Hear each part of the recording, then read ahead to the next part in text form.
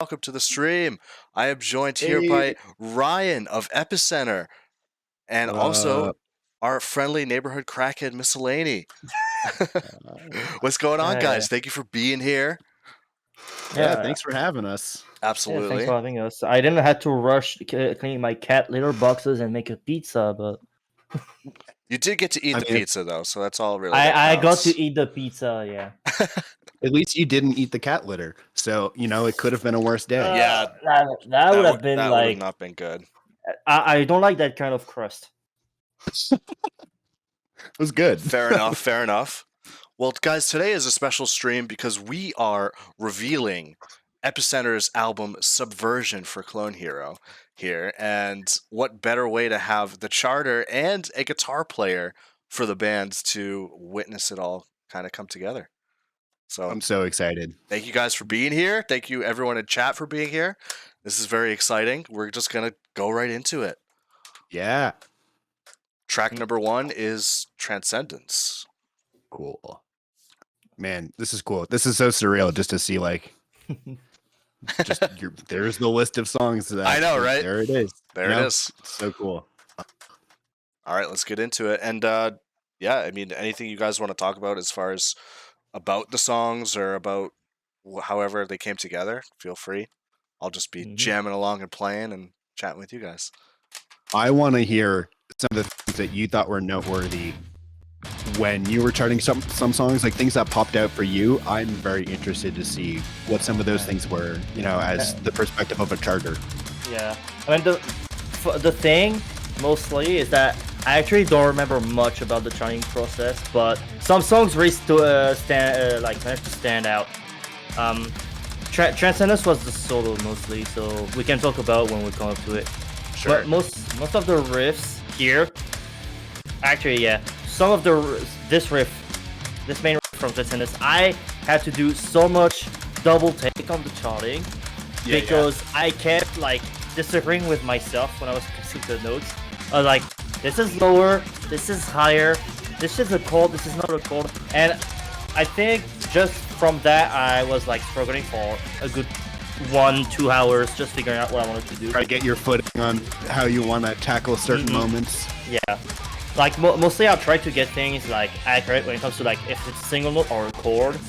Sure. And the main riff has the two guitars playing one different note each time, so it makes it sound like it's a chord, and I was mixing me up so much. Yeah, well, we do that a lot too, that sneaky thing where we'll have we do harmonies sometimes, although more than we used to, but we'll split it up. I really like having harmonies where it's the guitar is one instrument instead of two guitars. I don't know. I think of it less split up as a harmony and more an instrument that is just divided in half almost. Yeah. I feel that, yeah. We do have a question for the chat for Ryan. How familiar are you with Guitar Hero and Clone Hero? Well, I am a former veteran of Guitar Hero.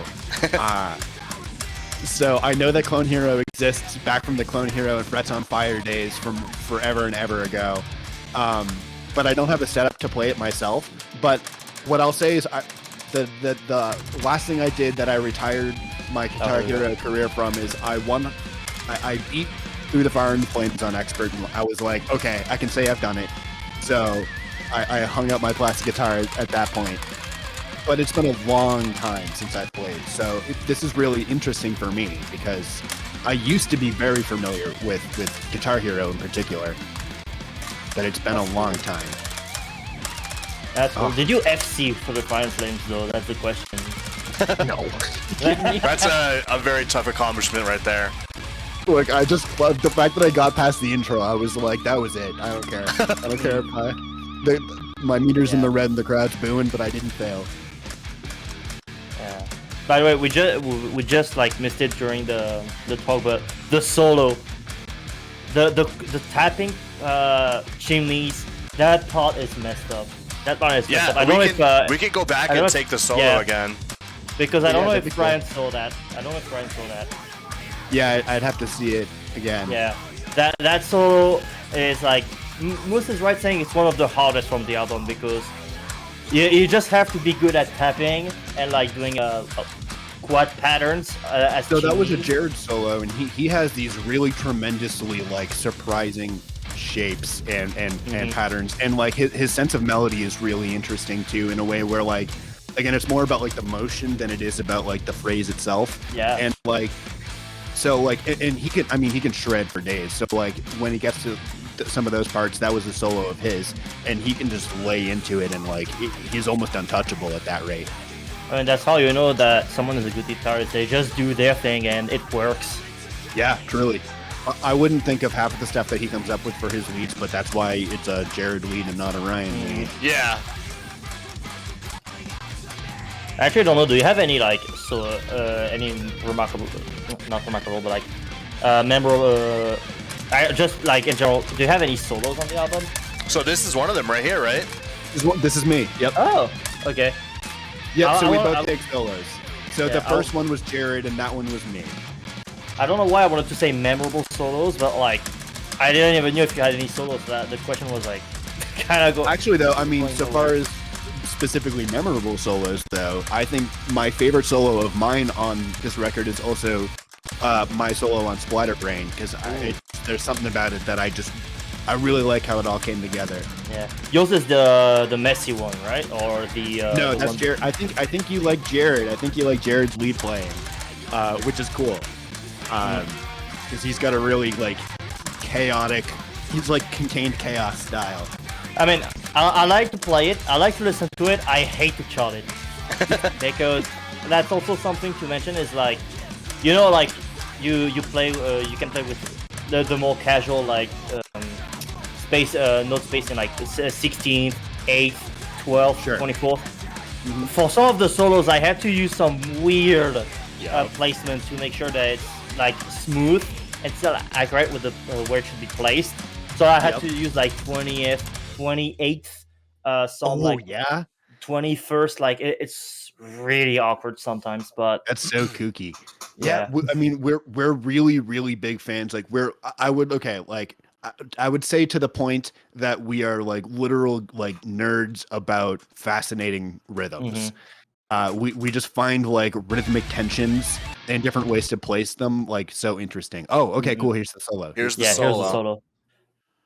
Check this out. This is why this is one of the hottest from the album.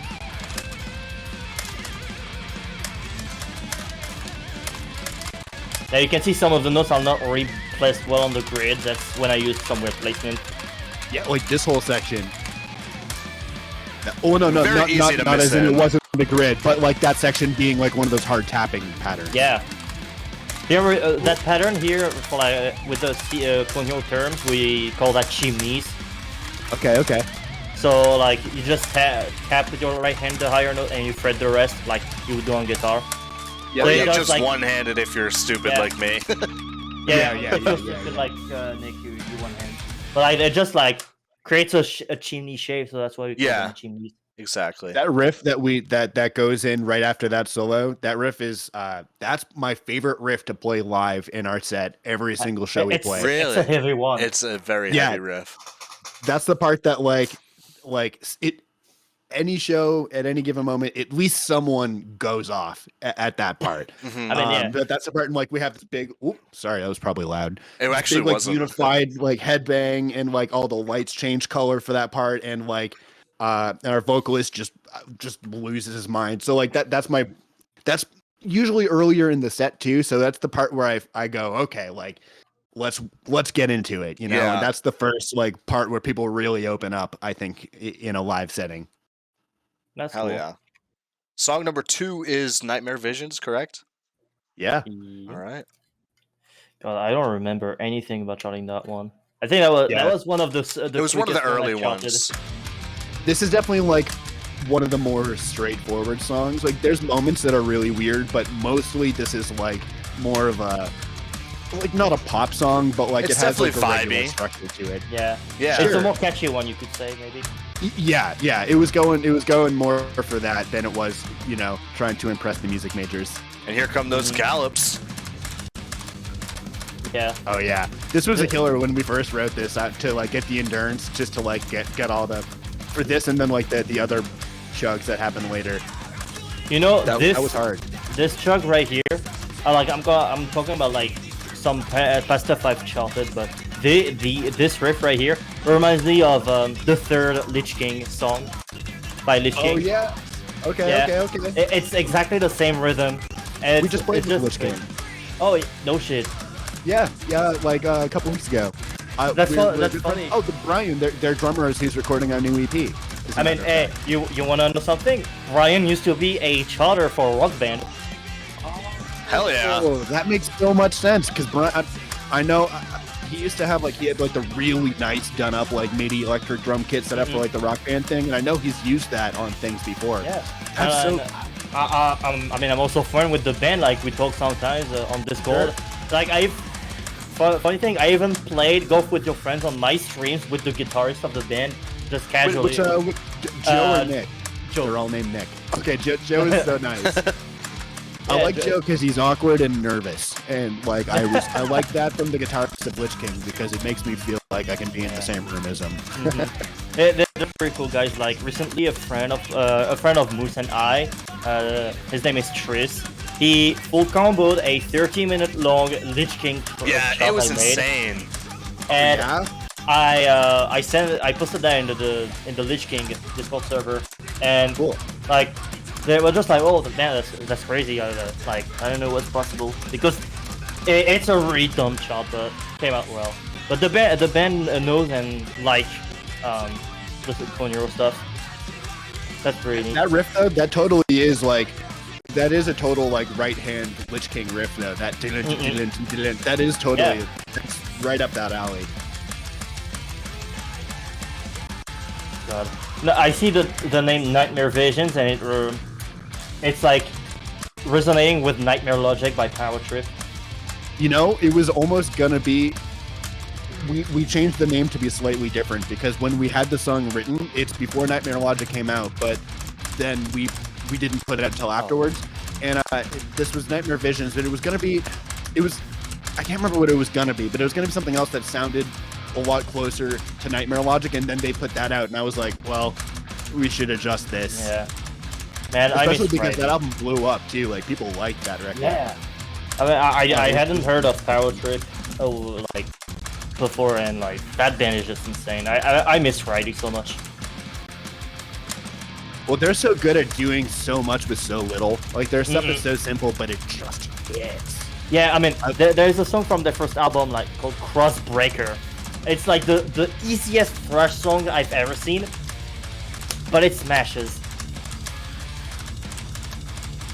I love this riff right here. I mean, that whole section from Nightmare Visions is just like, This is the nightmare part of the Nightmare Visions. I want to see what the nightmare looks like. Yeah, this is weird. It's cool. Yeah. Nice. That was a good job charting that part. That's a weird little chord section. Yeah, extended sustains are fun to use when charting. When they're used right, it just makes for fun action. Like this.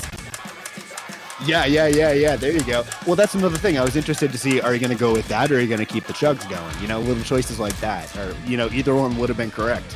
I like to vary when I chart stuff. So, like, there could be, like, chugs going on. So that would be super fast, super hard to play.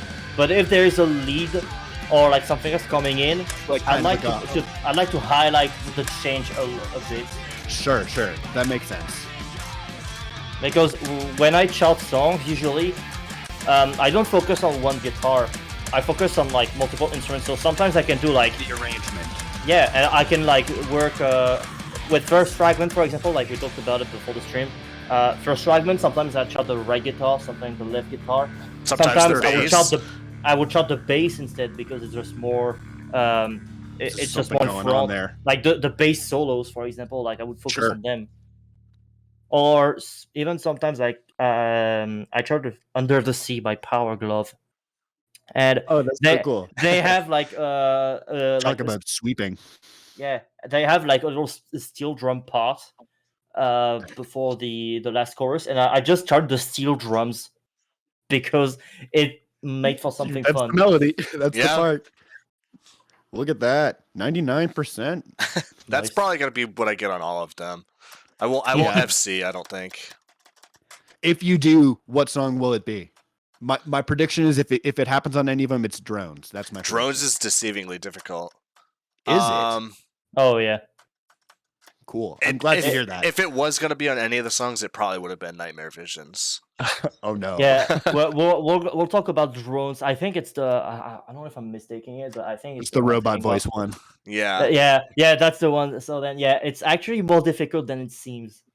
Firepower speaking of is track compli- 3, right? Firepower's track 3. You're testing my memory here. Yeah. Question for you, Ryan. Do you remember Yes. the first song that you wrote for this album? Splatterbrain. Was it Can we Splatterbrain? just can Yep. we just like go back on the loading phrase of the Oh, chart yes. because I forgot I put that. This song is weak against water power.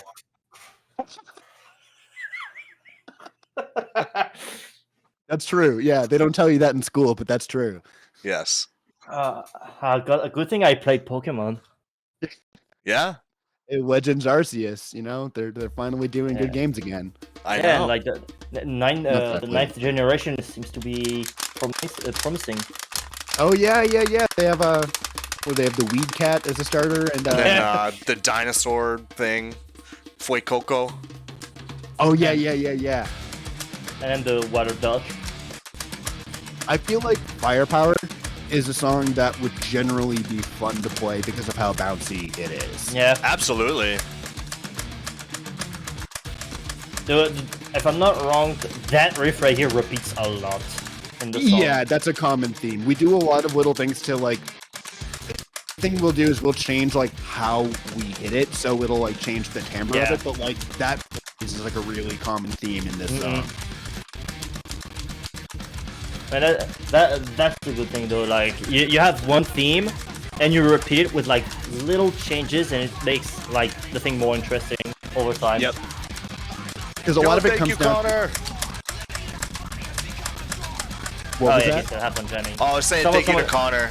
He said Hey. have fun jamming. Oh man, this is the Paul Gilbert riff. Yeah, It's Well, just okay, riff, Why riff harmonized after this the riff. second time around? yeah. Yeah, this song is just done. That's for sure. I like that little neoclassical riff. I just call that neoclassical because it's high note the same and the lower notes changing. That's the same reason I'd call it that. Hey, That's cool. See, that's interesting that you picked that up to me. That like you were like, oh, this is a little neoclassical like moment. Like that's cool. yeah. I mean, it's something within the CH community. I have a big problem with like neoclassical riffs. I have a big problem with them because Well, you get that like spread thing. Yeah, going on. I'm just like pain in the butt. I'm an addict of those. So like, I just made it like only personality trait alongside Crag that I love neoclassical riffs. Well, oh, then I mean, you must have started since next then. I did chart one song by them, but someone else from the community charted the entire discography. Yeah. Oh, okay, wow. And it's super So we have fun. I was everything. gonna say if someone hasn't put 7 by Symphony X on here yet, that's the track. The everything has been charted. It's great. I'm going for the full combo, and it's super fun. Wow. Like my favorite Symphony X song would be Domination. Domination. Oh, solo. Domination has that one like super dissonant bridge after the solo. I love it. I'm a sucker for that one. So this is another Jared solo. Mhm. My solo is the second one here. If you So can start to here- parse the styles there. That you can see like the weird spread between the notes. That's one of the instances where I had to use a weird grid to place the notes because I wouldn't keep one sustain when you hear the note going ooh. Yep. So I wanted to chart the vibrato at the proper speed, but making the spacing like correct was He a whole gets process. really feely with that vibrato. He really opens it up. Yeah. Oh, here comes the famous riff. Oh, here's the riff, baby.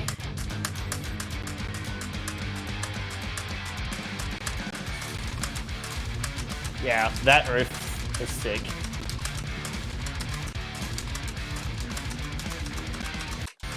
Thank God we have open notes because It just works so well with CH. Especially, we were talking about that earlier with metal, how much metal bounces off of an open metal tone note. That frees things up so much.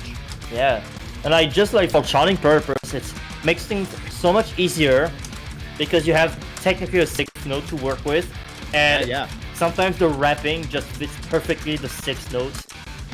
You know, cherry on top of the cake, perfect.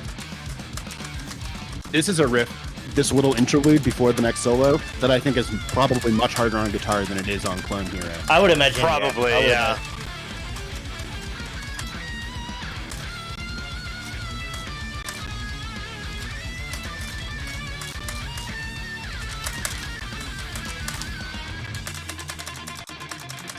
Did this, I recorded that solo. Yeah, my buddy Connor Roach built a guitar, this like really cool super strat, and he built a kill switch into it. So I used guitar for that solo so I could use the kill switch at the end. Hell yeah. Super fun. We need more solos with like a good use of kill switch like that.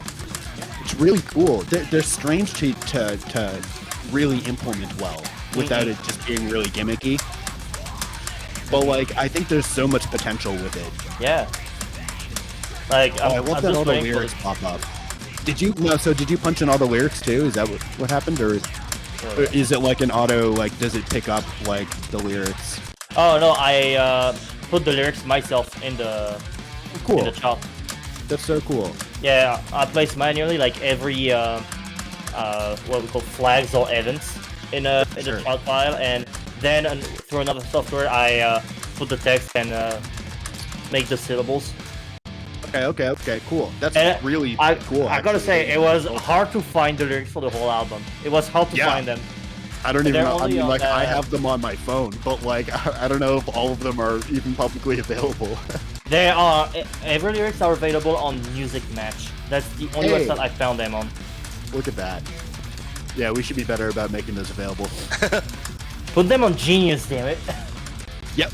Well, there's a lot of things like that that are I want to do through G, but also like, you know how on Spotify, like some things will have like there'll be like a video clip that plays or whatever. Some things like that are more intuitive if you distribute your music through DistroKid, Yeah. but we did CD Baby for a while, which was not the move, and we're going to be using DistroKid going forward, and they can help with things like that a lot more Yeah. easily. So I think going forward, our stuff is going to be a lot more accessible. That's What was it, cool. 99%. You're not wrong. You were banging the money with those 99. Yeah. So Oh this man, puts us at this. this puts us at Um, Jared's Useless Motion. This is Jared's Oh, useless motion. yeah, this is this was Jared's big compositional piece. He wrote the lyrics, he wrote the Yeah, instrumentation. He really had a vision for this one. nice. All right. What grade difficulty is the set list? What would you say, Miscellany? Like overall, maybe a 4?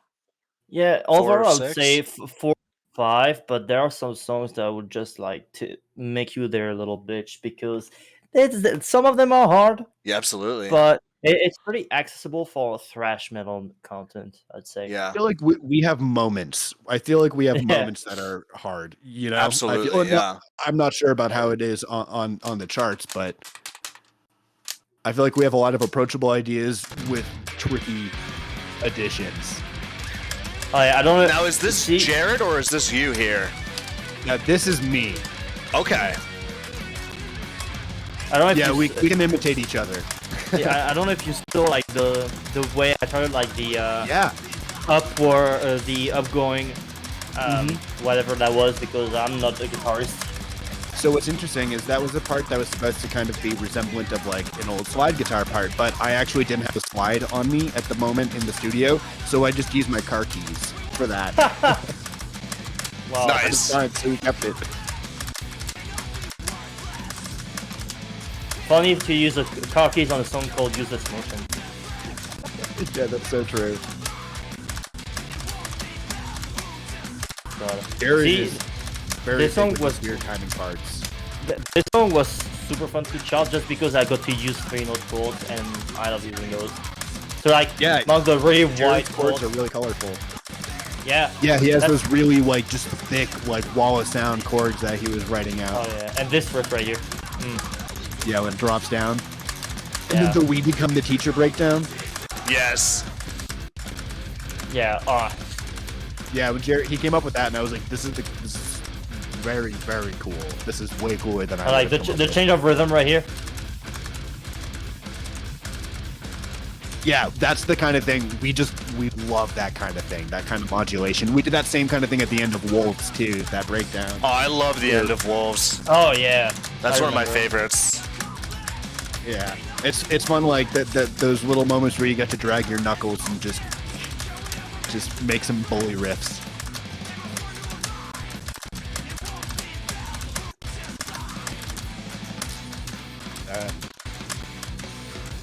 The timing for this riff is really bizarre too. Yeah. It's not intuitive, but when you get it down, it's satisfying. Yeah, it has like this weird internal like flow to it that once you lock in, you're like, oh, okay. So it's a pattern in the end. That's what it all is. This part always trips me up though, when it goes down to here. Yeah. This is cool. What's going on, This Crim? This riff is absolute pain in the butt. Really? Yeah. Well, yeah, it's just weird. It's like it's almost like a 12-tone like dissonant kind of thing, but it isn't quite. This riff is This so sick. This part's not so bad. This is like actually a really fun riff to play. And then when the Especially, like, lyrics come in too, oh man. See, something I need to point out is like when I started to chop this album, like I remember Nick asking me if I liked the album. I was like, yeah, it's cool, and like, I was just pointing out things I liked, and he was like, hey, by the way, I didn't tell you, but the drummer on this album is the singer. And I was like, Yeah, wait, fun excuse me. fact. Yeah, that was an additional ridiculous flex, which that is no longer the case with our lineup. But yeah, that is true for Subversion, that our drummer was our singer, which is just like really, that's 100%. Look at that. It's a tall order to ask of any musician, let alone with the stuff that was going on with a lot of these songs. I was actually mentioning that today on live stream. I started to play CH and I warmed up with Epicenter because I was mentioning the thing we're doing right now, and and I just showed them one of the live performance of Sheepdog. Oh, cool. Yeah, I think Sheepdog was one of the last songs I did for the album. That's another one I'm interested to see. That's like Sheepdog is a good example of a song where it's like not too hard, but it's just got some interesting things going. There's some weird tiny things going on in parts of Sheepdog too, though. If you really count some of it out. Yeah. This is a cool riff. Yeah. I think my favorite riff from the whole album has to be the ending riff of Splatterbrain, though. The Voivod-like riff. That was a great riff. Yeah, the Voivod Primus riff. Voivod Primus Vector. You know, that's what I would describe it. Oh, that's cool. I'll take that. I mean, hey, I'm a big Vector fan, so. Yo, Crim, thank you for the follow. I appreciate that, buddy. Yeah. They're really good. Yeah. That's all I'll say about the Vector. I know. Terminal Redux. It's a disappointment. Yeah, they're just that's. I mean, some of the stuff they were doing is like you said, like Terminal Redux. It's like, oh my god! Like what I really liked what they were doing is that it was like, hey, you can do other things with thrash, and like I feel like not many people are doing that, but I feel like that's what our whole MO is. Just like look at all this other stuff you can do with thrash, and then to see a band like Vector be like, here's this, and people liked it. I was like. And like the crazy thing about Vector is like they planned what they were doing for Terminal Redux, starting Outer Isolation, and that's the thing that is pretty insane to me. Wild. And like the fucking the F tuning, that's the cherry on top of the cake. That's crazy, but that does so much for like the tightness of their sound. Like it just sounds like tense. And like that's some things that I think Jason Paradise mentioned is like you can be heavy by having a higher tuning, and that's which is so counterintuitive. But your string tension is tougher, so like you get more bite. Are we at, is it Wolf time? We're It's up to time Wolf's for the time. big. It's time for the group chat. Also we gotta commonly get known people as to the chant Wild along. Logos. We gotta get people to chant along the chorus in the chat. See if we can time it right. We have a copy pasta you want to post? Oh, Do you have one? is Yeah. I don't. Oh man. I see some of those loading phrases, and I'm trying to remember what went through my head when I did those. Yeah, also commonly known as the Wild Doggos. The Wild Doggos. I love this. I love all the. We need to remember to look at whatever your flavor Yeah. text is. I think like useless motion. We could check that one. I think the loading phrase for that one was like, about moving purposely. yeah. It's just true. Very true. I thought that was a kazoo. Wow. Yeah. I thought So your this vape tends to was be a the- kazoo. What was that? I thought your vape was a kazoo. Yeah, just kazooing along. Yeah, so this is usually the last song we play. This is usually our closer. Our singer is taken to doing backflips during this song, which I'm not mad about. Wait, what? Yeah, he goes for it, and he hasn't fallen yet. So Wow.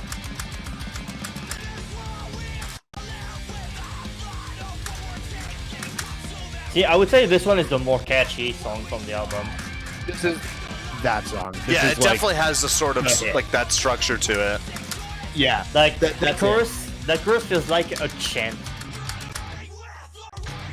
I mean, it literally is a chant right here.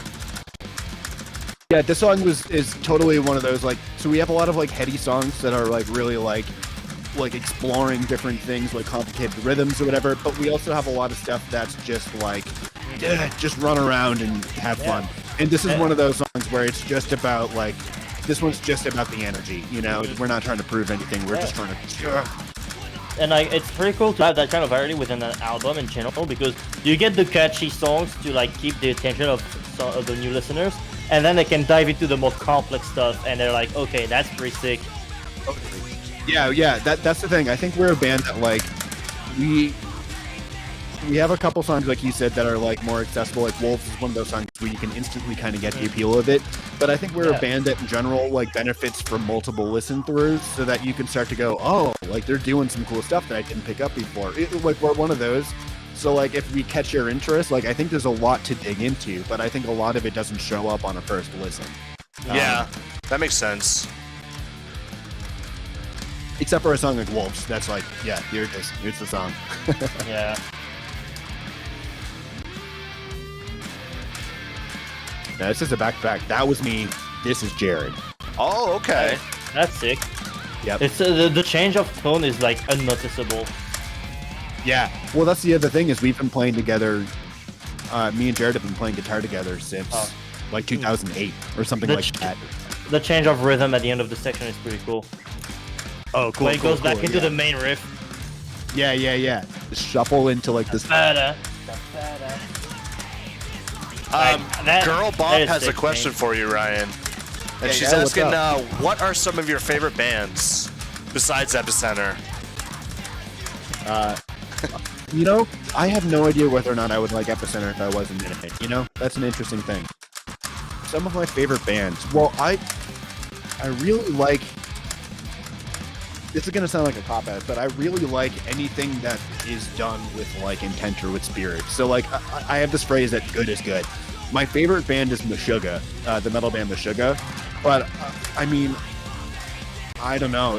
That's such a tough question because It is. I mean, like with just metal alone, I could probably fill a book of band recommendations. But then there's things like I love Radiohead, or like I really like just like really like also like I'm really big into Jack Stauber right now. I really respect Jack Stauber. He's really bizarre and really strange, but like just so creative and just so expressive and unique. But with metal, my favorite band is Meshuggah, but I'm really into, honestly, I'm just into compelling ideas. So like if you have a country song that does something interesting, I could like it. I'm not a big country guy, but I'm not anti anything, Yeah, that makes Mhm. sense. I relate to I hope that. that answers your question. That breakdown was sick. Yeah, that breakdown is really sick. Another 99%. That's gonna be all day. You can set a watch by your consistency. And oh boy, up next is Splatterbrain. Oh boy. Yeah, let's go. Hmm. Until The highlights. 2018. Wait, what was that? What was that? That it said in 2018. Oh, Zach King used to play drums and do the vocals as well. Dude's correct. Played. You know what's super funny though? The fact that that tidbit is on this song. This is the only song on the record that I do main vocals on. really? Yep. We'll have to adjust Yeah. that. That's funny. That's funny. I thought that might have been what it said, and I was like, I have to point that out if that's what that said. Nice. Okay, I'm not going to interrupt your playthrough anymore. Of all the proceed. songs, Of all the songs. Yeah. and in fact, this is Just the first one. miscellaneous luck. This is the first one. It's so cool that this is the first one you charted because we talked about earlier how this is the first song I wrote for this record.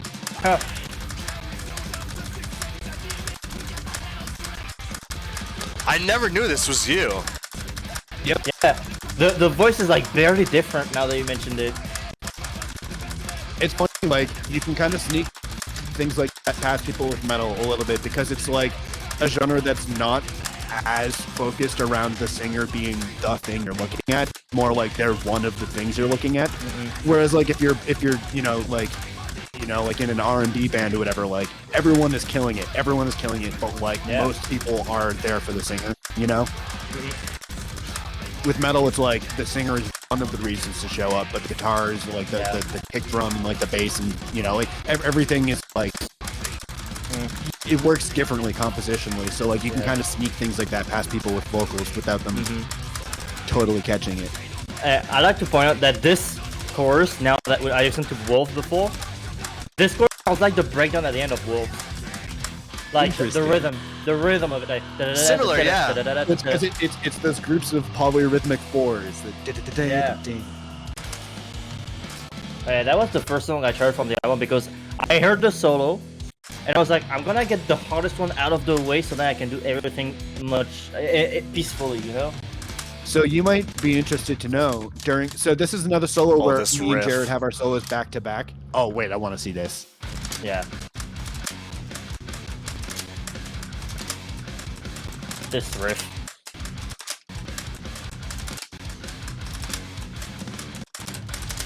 Like a threshold doesn't have the right to go so hard.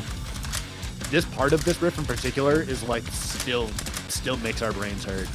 I mean, or song called Splatterbrain. Yeah, literally, And here goes the solo. So the first half is me. Alright. So this is me.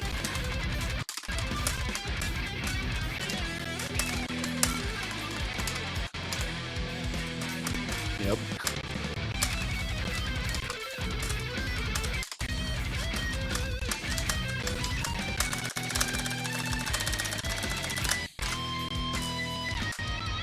That strumming is nuts. Yeah, it is. And here we go Oh, for boy. the funny. Now this is Jared.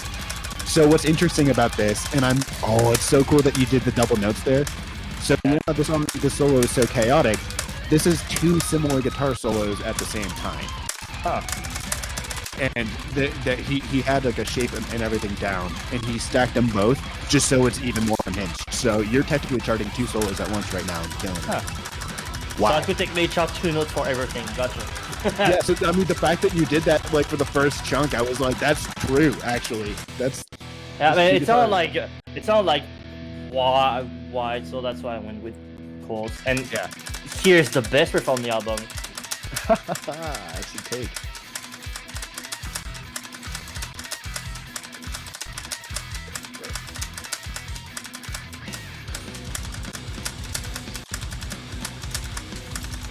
This This riff could start a mosh pit by itself. This actually happened on this was a spontaneous addition to the song. It wasn't in there, and then we were practicing one day, and we just started doing it. Like we just were messing around, and then we were like, "That's how it ends."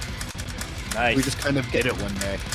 And can I just say that Nick just FC'd the hardest song on the album? Let's go. Hey, you said you didn't think it was gonna happen. No. Yeah. I didn't. See, it just goes to show that you can accomplish great things when you don't have faith in yourself. Or if you don't even here. think about it. Yeah. Don't set goals. Just do you. Just assume you're gonna fail. Yeah. That's maybe bad advice, but it did work. So Yeah. That's true. So now we get a little gold crown next to that one. Hell yeah. That's so cool. Man. And up next is that song Sheepdog. is real spicy. Oh, Sheepdog. let's go. This is another one that Steve wrote. Steve is our bass player. Oh, nice. I don't want to imagine what the mixing between a sheep and a dog would look like. Yeah. That would look kind of scuffed. It would look like an illegal animal to own for sure. Probably, yeah. Looks like some of those creatures you would make in the game Spore. Oh, yeah. Something that This is people what in came of my Texas would want to single own. Or Florida, man. Yeah. So it's interesting. We're playing the bass right now. Yeah. And that's what I was saying earlier. There's just turning the more interesting parts, and that's the only thing going on. So why not? Yeah.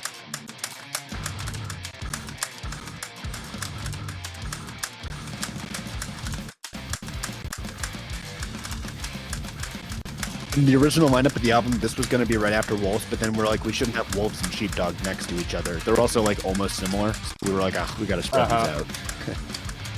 And it's pretty well known that wolves would eat sheep, so Yeah, they don't get along with each other. You you have to separate them. Yeah, otherwise we'd have one less song on the record. It's a lot of work for all that. This is good. This is the first time I've listened through Subversion like front to back in a long time. Oh.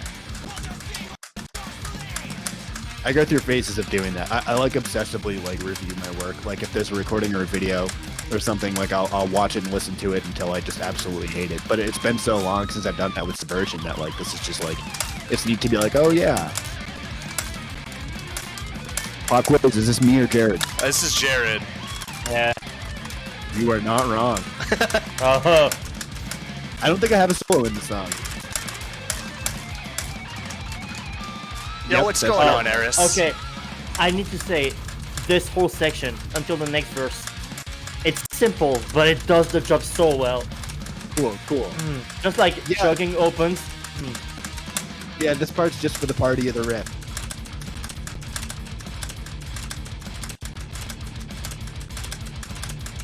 Like it just open chugs. You don't do anything, but it just hits. hits.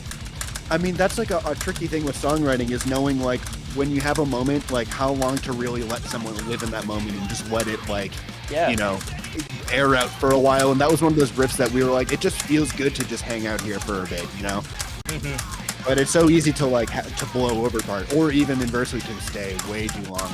We're gonna hit a song towards the end of the album that I think, if I were to write it again, I would have condensed the ending quite a bit. But what are you gonna do? Yeah, speaking of like a very fun riff. Yeah. This super fun riff to play. Yeah. I mean, I'll say it. It's a little bit neoclassical here as well. A little bit.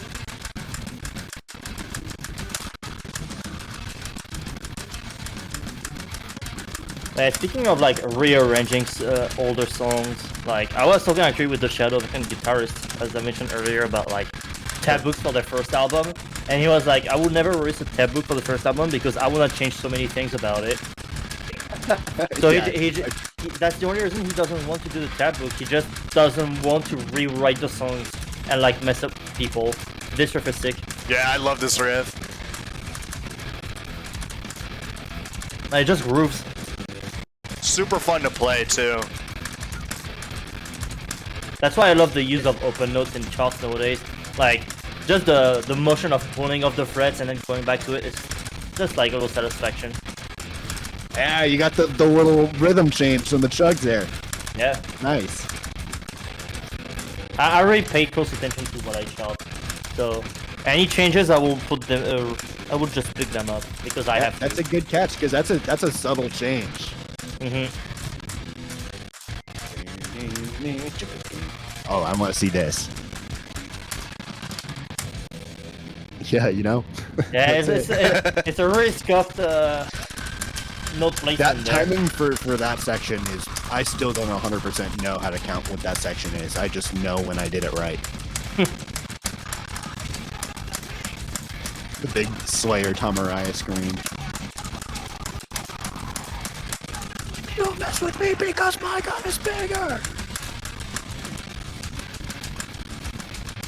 Yeah, I like the big triple chords there for those shock chords too. I mean, they sound quite dissonant, so I went with like white chords because I just. Oh, I like your choice to hit those big vibrato notes as like separate hammer-on notes. That's They're cool. like kind of like trills, like little small trills. Yeah. That's cool. And that's pretty much the only way you could like mimic what's going on with the guitar. So. Yeah, vibrato is just like impossible to chart. Yeah, you just. Well, that's the funny thing. You just do trills.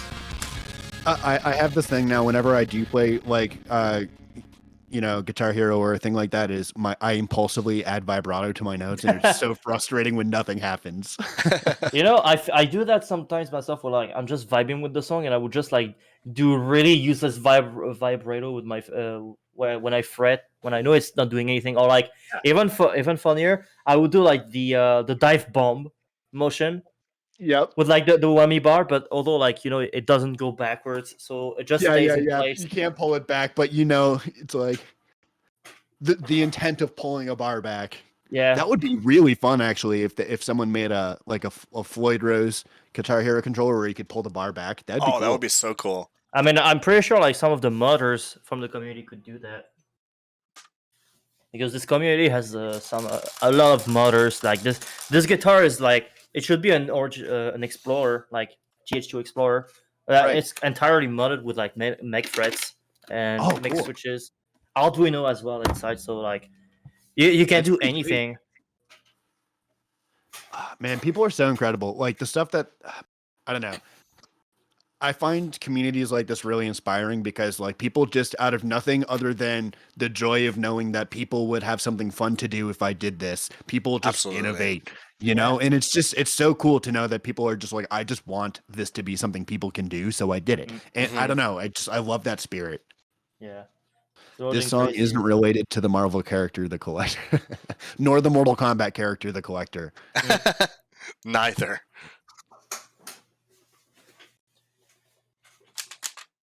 I don't remember how this song goes. Yeah, neither do we. This riff is deceivingly tricky.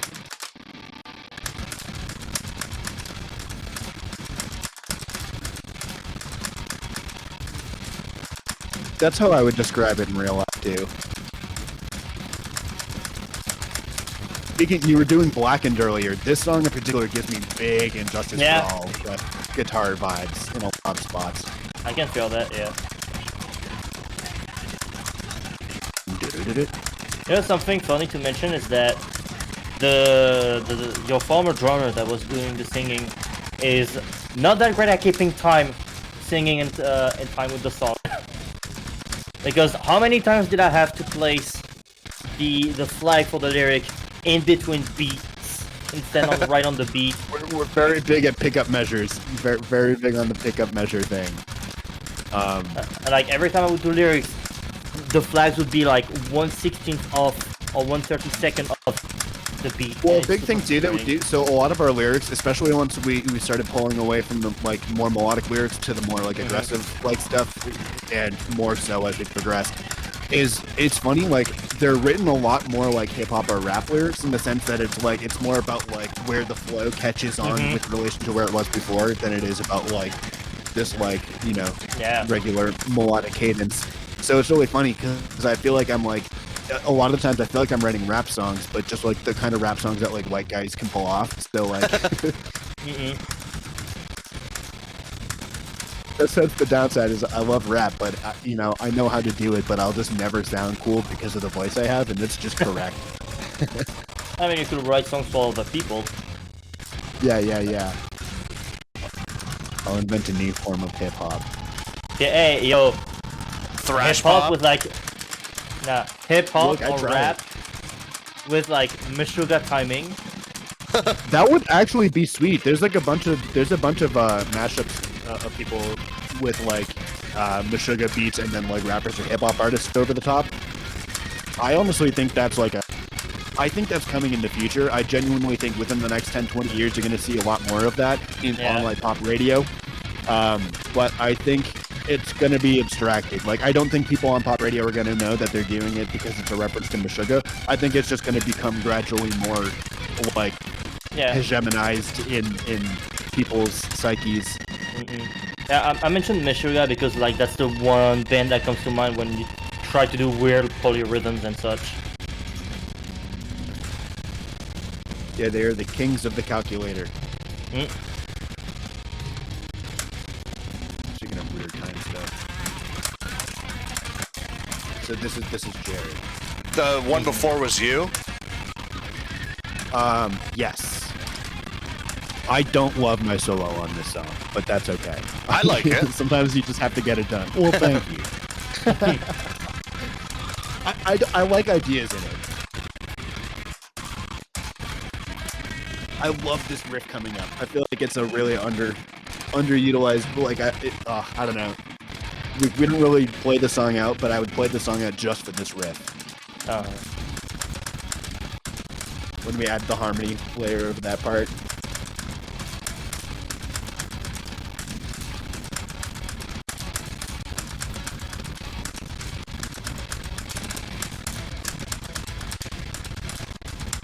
Yeah, this looks like not super hard, but it looks like it takes some focus with how It like, absolutely does, yeah. Yep. This riff is a lot more manageable as far as like being able to shut off your brain and not have to focus, but that main just riff, make it happen. yeah. Yeah, this riff in particular is definitely a bit of a break.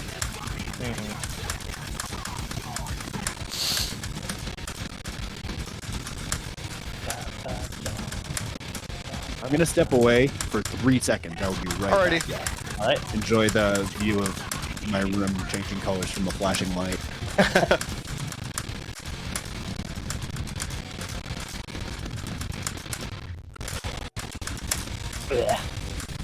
Man, this ending, like when you don't expect it, it's brutal with the calls. Yeah. I think this is my first time fully playing through this one. Huh. Interesting.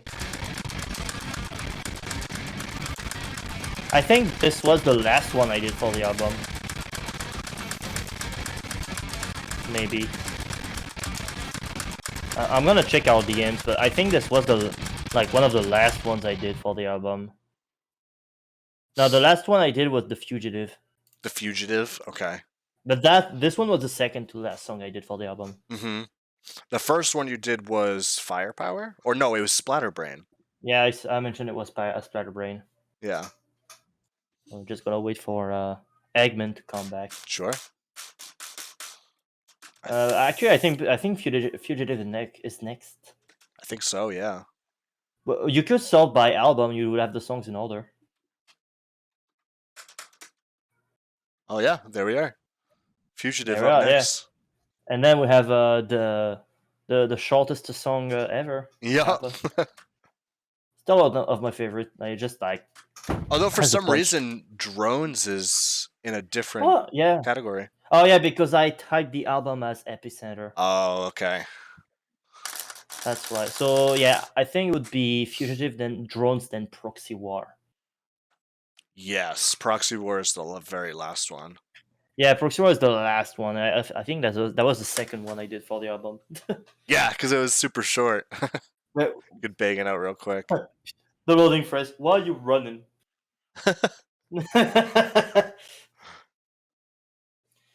All right. Yeah, that album was fun to work on. Yeah, I'm glad you liked it. I mean, I picked you specifically because like I knew that you had already had a lot of thrash under your belt, and Yeah, I mean, not many others really that's go the out and thing. seek it out. Like I talk a lot about tech death, deathcore, and such, but my favorite genre of music is thrash. Yeah, and that's kind of Well, why I seeked you out to chart this. mm, I Just mean, seemed like also the all right the tech fit. death stuff. It all comes from that thrash side of the family. You know, like thrash is like the gate that things have to pass through on its way to tech death at a very Right. early stop. mm-mm. It's like there's a thrash gate, then there's a death gate, and then there's whatever. Yeah, you just get more and more third technical barrier. down the road. Yeah. Yeah, exactly. And some Like the people will further. just like take a shortcut and make it technical, starting from thrash. Yeah, I mean, and you can argue bands like Revocation sort of do that. Yeah, Or I Revoca- mean, maybe Hexen or like even some other Oh bands man, like Droid. Hexen. Oh man, Hexen is a name I haven't heard in a long time. In the band or the game. Apparently, they're gonna soon come back. Oh yeah, that's cool. They've been active on their Facebook page again, so Okay, Nice. maybe. okay. But yeah, Revocation is like the perfect like middle ground between all those gates you mentioned. Like it has the tech death side, the road death metal side, the thrash side. They even go like out of that road sometimes. The Revocation is just like a well-rounded band. I remember Yeah. showing Revocation to the dude that was the guitarist from my band, even though like we don't do anything anymore, and he never had heard of Revocation, and I made him listen to Exhumed Identity, which Okay. is the song that like the last solo start with the singer going like guitar like those hair metal bands would do. yeah. And then I made him listen to the Crypt Titans, which is their most famous one. Yeah. The change of genre just messed him up so much that day. He started to listen to the whole band's discography in one go. Cool. See that's the thing. That's what I hope happens with my music from time to time is that I think like some people will be like, yeah, this is fine. They're a good band, but someone will go, hey, I heard they just did something weird and I heard it. And I want to see what they like. I want to look into this. Cause like, you know, I feel like it's like that audience of people that are just like, wait, like what's that weird small thing they just did? The fact that your friend was like, wow, like Revocation just swapped genres so fast that I got to see what they're all about. Like that's what you hope people do, you know? Yeah. So that's awesome. But I mean, Revocation, they're the band that like they can go on tour with Cannibal Corpse, but also have a song with a banjo in it on the same record they're touring on. So it's like, literally, you know. Oh man. By the way, like I think we're gonna go with the Fugitive. You should look at the loading phrase again. Why you running? I think these are my favorite lyrics on Subversion. I think The Fugitive has my favorite lyric. Oh. I don't remember them, to be honest. How dare you? You typed them out yourself. Hey, you know how dare I? I have short-time memory loss. So True. At least you have an excuse. I just can't remember things in general. Yeah. Yeah, that's my favorite lyric line. Yeah, right that's there. it. You know, it's just so deep. This is probably the hardest song to play on guitar on Subversion. Oh. It's just so awkward. Every single step of the way is hard. Yeah, I can feel that. Yeah. Sorry.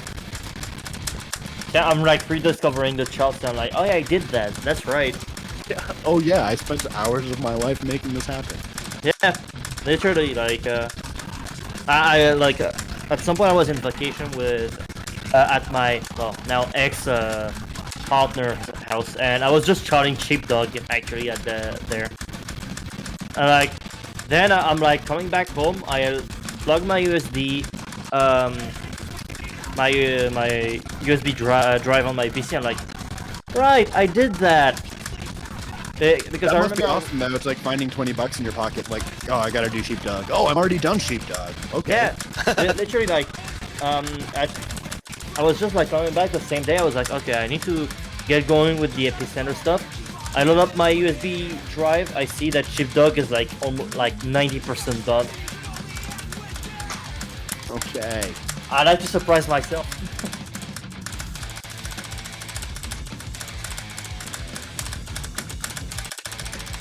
This is a riff that I think has more potential than we let it live up to. That there's a riff. There's so much more in there than we squeezed out. I think.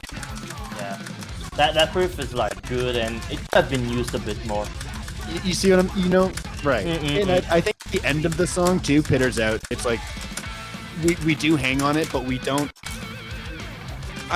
If I had another shot to make any song over on this record, it would be this song, so we could really just do something justice to that riff.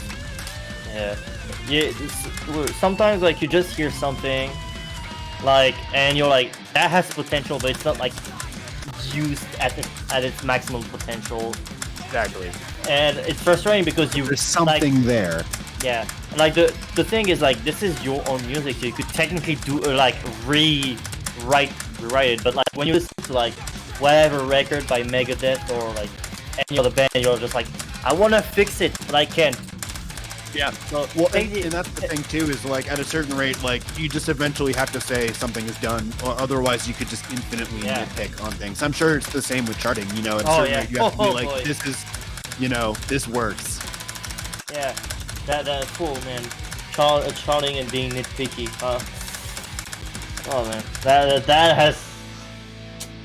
Yeah. So sometimes I would chart the song. Months later, I would reopen the chart. I'm like, I need to fix this. Got a 4-note chord in there. I feel honored.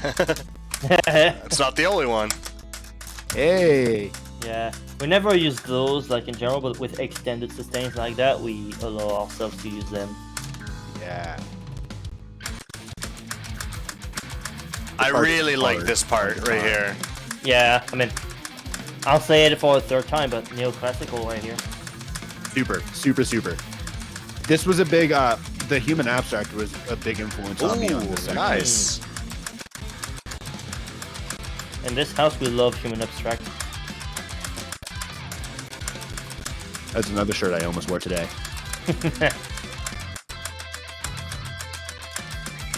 Big meta, you just wear all the shirts at once. Yeah. Just a thick metal layer. God, this is reminding me of the concerto in D minor cover that Allegiant did. Cool. Very cool. Any comparisons I can get to those guys, I'll take a stride. Yeah, like this whole ending section, I feel like, we could have really just made it, and I just think we didn't. And it's okay. Yeah. It happens. Like, it could have used some polyrhythms from the drums. That would have been really cool. Yeah. And you hit those points where, it's like, you know how it is with long days, so it's like, okay, I've been working on this song for 14 hours in the studio. There's a point where you're like, look, the song's done. Yeah. Or you're just gonna end up having an Odyssey to the West syndrome, like Slice the Cake did. What was that? I'm sorry. You know the band Slice the Cake? No. Really? They're like a progressive deathcore band, like deathcore quote unquote. And they had an album releasing in 2017 or 2016 called Odyssey to the West. And that album was done for like over a year at that point, and they just kept like touching things around, being nitpicky. And one of the members of the band was just like, "Hey, fuck it, it's good as it is," and they released the album without consulting the other members. Ooh. And that led up to the band splitting up. Yep. Oh man. And they came back like in 2020 because of quarantine, and they just were like, "I will do something." Time to do something. Yeah. Oh man. Yeah, that's a move though. Like releasing a record, deciding to release it without consulting the band. Okay. I mean, I understand everyone's internal band politics are a little bit different, but I understand sometimes you have to just do it. Like, look, if we want to get this thing done, I just have to make it happen. and I totally get that, but like, ooh, But that's a big thing to Yeah. do without and consulting it's your band. crazy because Odyssey to the West is like one of the greatest albums that were released at that time. Wow. Okay. It's a really cool album. Like the opening track, that's like about 9 minutes. When you put the two parts together, Right. like it's super calm at the beginning, and then it just goes into like straight deathcore. The So progressive deathcore is a wonder. would you? So with deathcore, not to be confused with Muse's drones. True.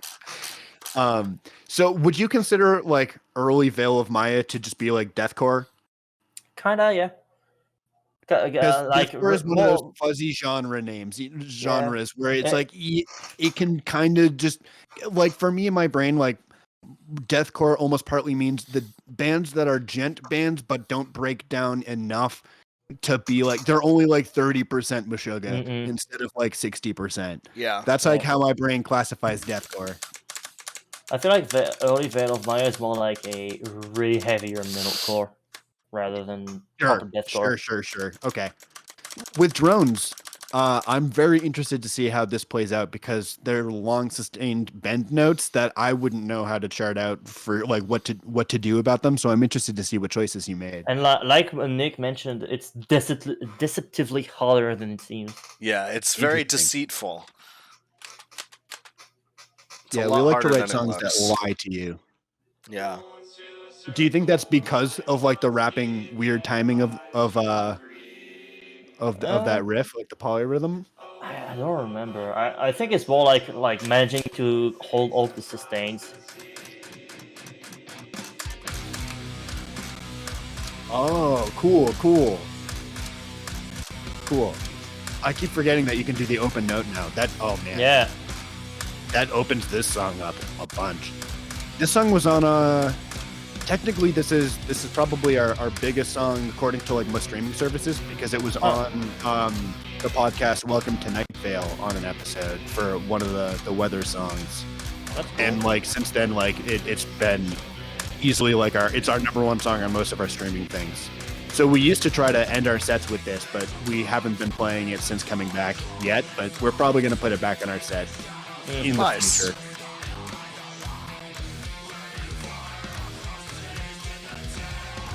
Yeah, I would say originally it was my favorite song by you guys, but the more I listened to this record, I found love in a lot of the other songs. That's cool. Yeah, this is a song that I think I was surprised to see how many people grabbed onto it when they did right away because it's like it's just a weird song, but I like it a lot. And I'm stoked that we put it on the record, but it's just bizarre, and I'm surprised that so many people were like, "Oh yeah, that's it, Chief." But it's cool to know that like the most as time different. evolved, you know. Yeah, truly. We always try to have something on a record that gives us precedent for doing strange things later. So if we do something strange, we can say, "Hey, we had vocoders on the song Drones." So like, who's to say this isn't on the table? We like to have the freedom of doing whatever we want. So sometimes we'll put a real outlier on there just to give ourselves that option.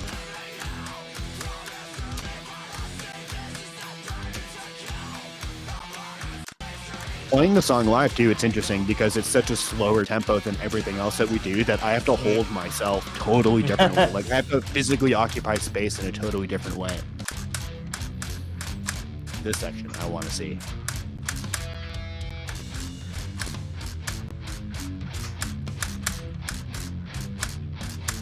This is our section to be like, look, I know we're like a deathy, thrashy, whatever band, but like, here's us just flexing some math chops for a minute.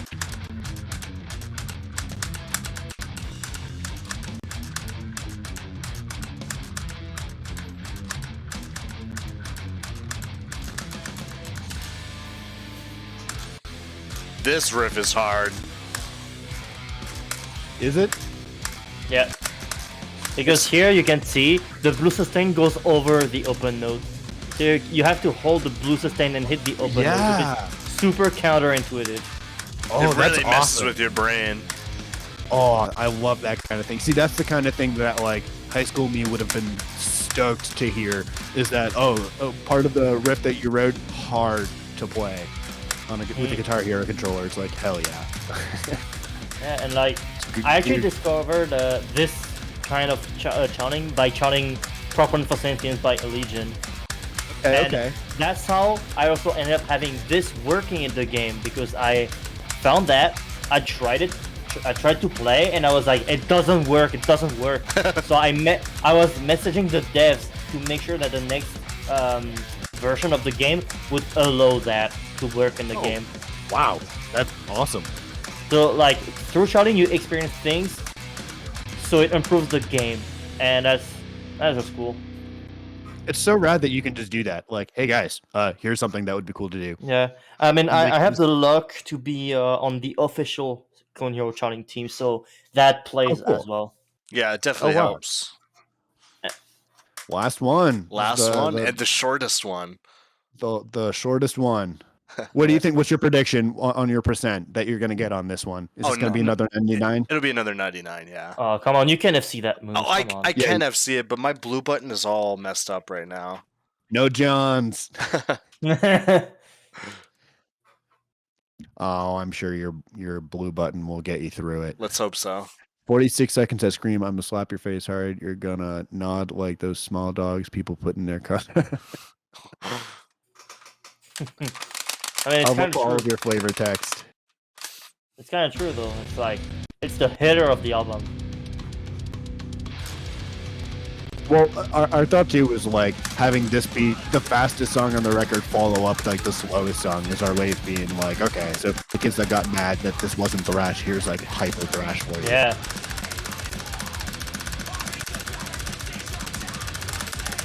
There's that blue button. Yeah. Bummer. Honestly, I wish that song was longer and had like a really fucked up solo, because that would have sold it. That would be really cool. This song usually just comes in, you just hit you in the face and get out of here. But a solo in this would have been really rad. That's what you could do when you play it live. You could make it like an extended version where you improve something on it. Oh, that's a cool idea. That's a really cool idea. We'll have to think about that. Oh man, I just influenced the band. Let's go. The next album starts with like the end of Proxy War and like where the solo would begin. It's like some Dream Theater stuff. Yeah. If you played our albums back to back, it plays the one full continuous song. And Proxy War is technically the second half of Drones, so technically that would be a song that needs 3 full songs back to back across 2 albums to play, which I think is great. That's accessible and certainly a good way to market myself in order for me to make money in this career. Oh man, that was awesome. That was so cool just to see all the tracks like that. Oh, it's really surreal, but this is, like I said, like a small childhood dream of mine to see songs of mine charted out like this. I think it's just so cool to see all this come together. Mm-hmm. Yeah, it was fun to work on it. It was really fun. Like, I mean, I love thrash. It's a fun genre to try and play. So, like, obviously, when someone wants me to chart that kind of music, I'm like, okay, I'm down. Yeah, you don't have to ask me twice. It's very fun because, like, the first listen of most of the songs when I was charting, I had listened like to Splatterbrain, Transcendence, and Proxy War before charting, and I was like, okay, I'm already sold on it. I'm gonna do it. And then I was doing my first listen of those songs as I was charting them. That's so cool. That's so interesting. Mm-hmm. So that's why that's why some of the songs that messed me up with the tempo, man, because I didn't knew what was coming. So every time it would just hit you in the moment. Yeah, and I would just like place a time signature marker somewhere, and I would like, but that's wrong then because there's this coming and I didn't knew, and I'm dumb. I should have listened before. I should have just heard what they did. Yeah. That's such a funny problem to have. Like, this is probably going to be in 7/8. Oh, it wasn't. Yeah. I mean, I guess we can end it there since we did the album. We got everything out here, and anything else you guys want to plug before we head out of here is totally good for you to do. I already posted the link of Epicenter in the chat, but I'm going to do it again. If you guys cool. haven't seen the playthrough yet, feel free to watch it back. But definitely check out Epicenter because they are sick. Absolutely sick.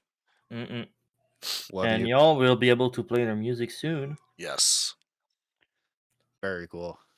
Yeah, thanks for letting us hang out and just being chums for a good couple of Absolutely, hours. yeah. That was Yeah, great. that was great. Absolutely. I love having you guys.